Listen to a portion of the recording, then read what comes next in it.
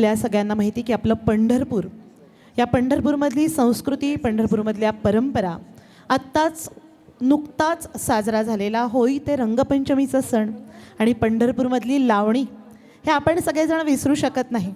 पंढरपूरमध्ये लावणीची फार जुनी परंपरा आहे आणि यामध्ये अनेकांच्या नावाबरोबर आपल्याला अत्यंत आदराने आणि मानाने ज्यांचं नाव घ्यावं वाटतं ते म्हणजे आपल्या महाराष्ट्राचं भूषण असलेले आणि पंढरीचं आपल्या एक महान नाव म्हणजे लावणी सम्राट कैलासवासी ज्ञानोबा उत्पात यांची रचना असलेलं कोणतं गीत मी सांगण्याची गरज आहे इथल्या पंढरपुरातल्या लोकांना? कोणती लावणी?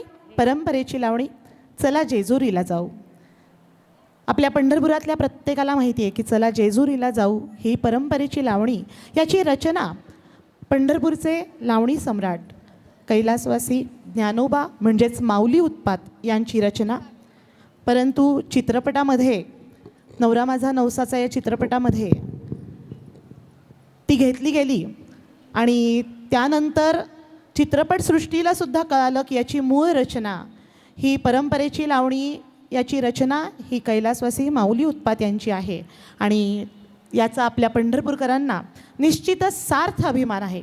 त्यामुळे ही लावणी झाली नाही तर हा कार्यक्रम हे पूर्ण होणार नाही. नुकताच साजरा झालेला होळी ते रंगपंचमीचा उत्सव आणि त्या पार्श्वभूमीवर त्याच्यानंतर ही लावणी आपल्यासमोर सादर करत आहेत सौभाग्यवती अमृता सादिगले. चला जेजुरीला जाऊ.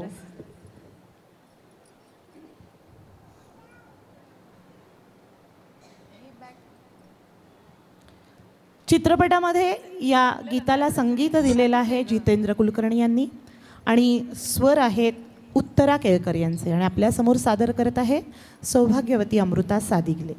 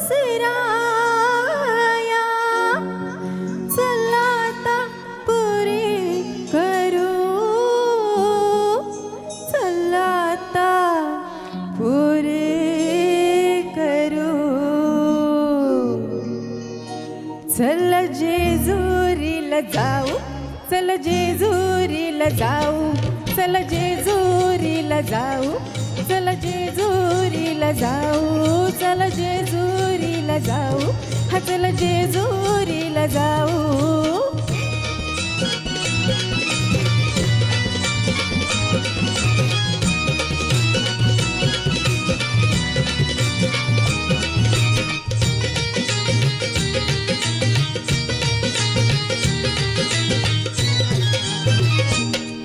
एक आना अबलक घोडा, एक आना अबलक घोडा, त्याची रेशीम खाली सोडा, त्याची रेशीम खाली सोडा. माग बसा मी पुण्यात बसते,